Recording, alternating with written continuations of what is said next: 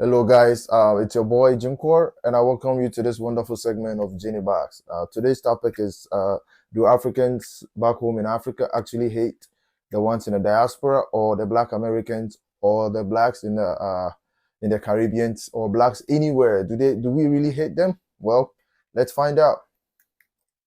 First of all, I want to start by saying that Africans everywhere have been misinformed.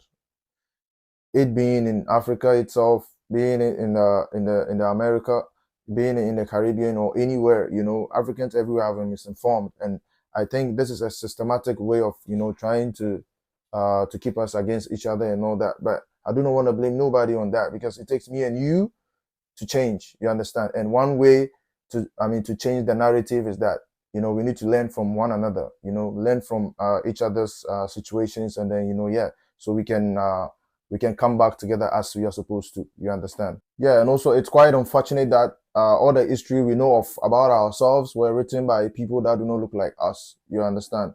So of course we do not expect them to to come clean, especially when they have no history themselves. You get me? Because all histories around the globe has to do with us. You understand? I'm not saying this in the point whereby I'm trying to glorify the blacks or whatever, but it's the fact of the matter. You get me?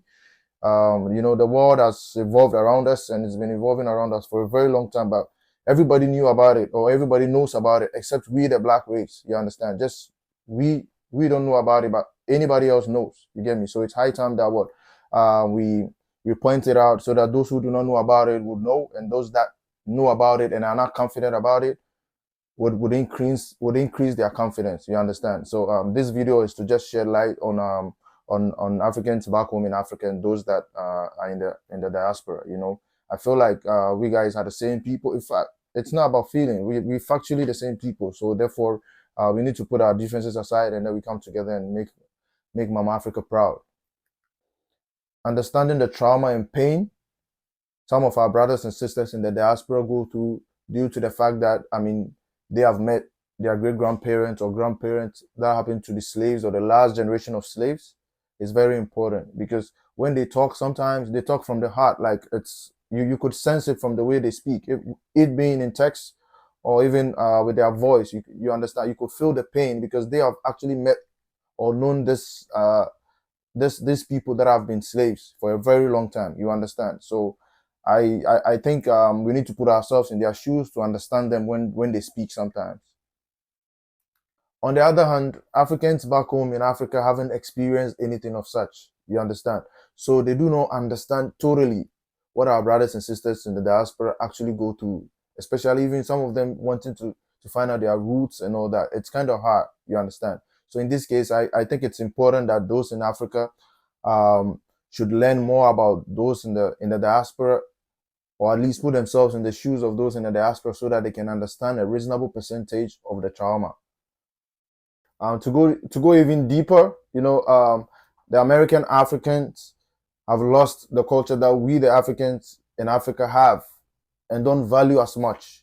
You understand? But they have gone ahead to create the musical culture. You understand? Let's say the hip hop culture, for instance, and many other music genres. You get me? So the Africans in America actually hold the hip hop culture really dearly. You understand? Because they feel like that is what defines them when it's actually not the case. The hip hop culture, I feel like, has to be under an umbrella of cultures. You understand what I'm saying? Yeah, because yeah, they invented it for sure, but there should be, you know, more cultures under the umbrella with it. You understand? Providing if they hadn't lost it. You get me? So in this case, we need to actually, respect that they've actually created something that makes them relevant. You understand? Yeah.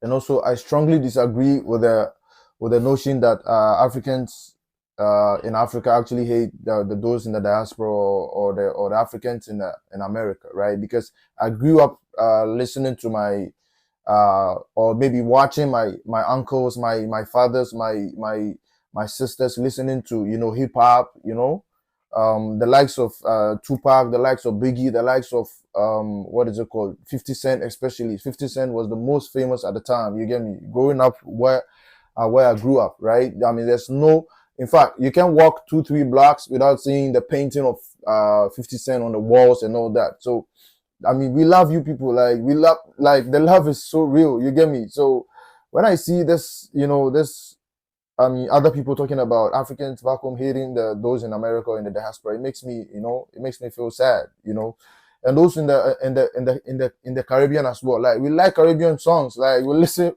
like we vibe with the Caribbean songs. Like we vibe it. In fact, we want to speak like them. You understand? Some of us, I mean, go to Ghana. I mean, they want to speak. Some of the youth want to speak in patois and all that. Some of them want to sound like an American and all that. Like this is something that, I mean, you can actually you can actually want to learn something that you hate or something that comes from somebody you hate. It makes no sense. You understand? So I think that particular notion is really flawed. You understand?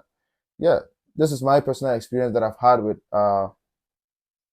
our people wanting to know more, or I mean, wanting to be like those in the Caribbean and those in America as well. Yeah.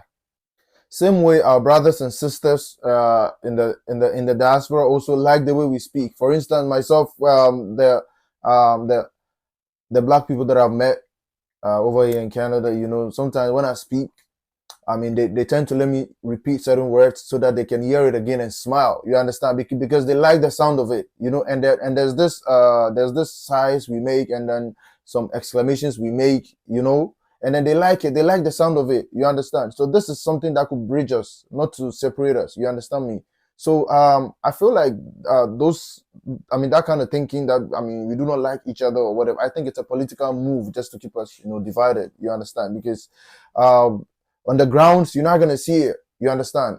You're not gonna see it on the ground. You get me? So me personally, I haven't seen it before. If you have, you can give comments in the section, and in the comment section, or if also you agree with me, you can put it in the comment section as well, because I haven't experienced it.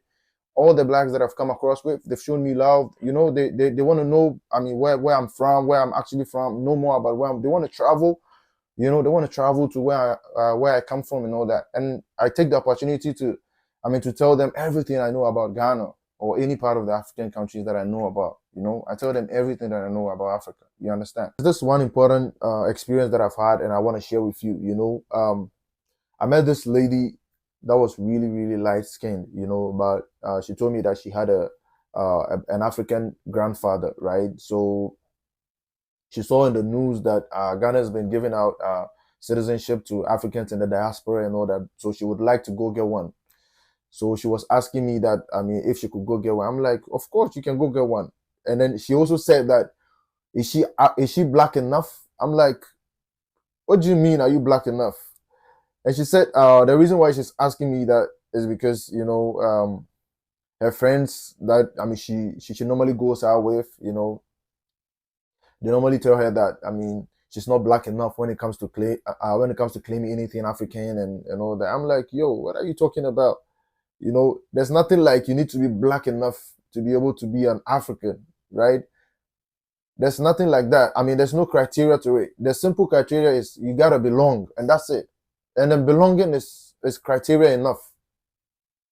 You get me? So if you fall in the same category as this lady that I just talked about, I mean, you have nothing to worry about. Like I said, you just gotta belong. If you belong, you belong. That's it.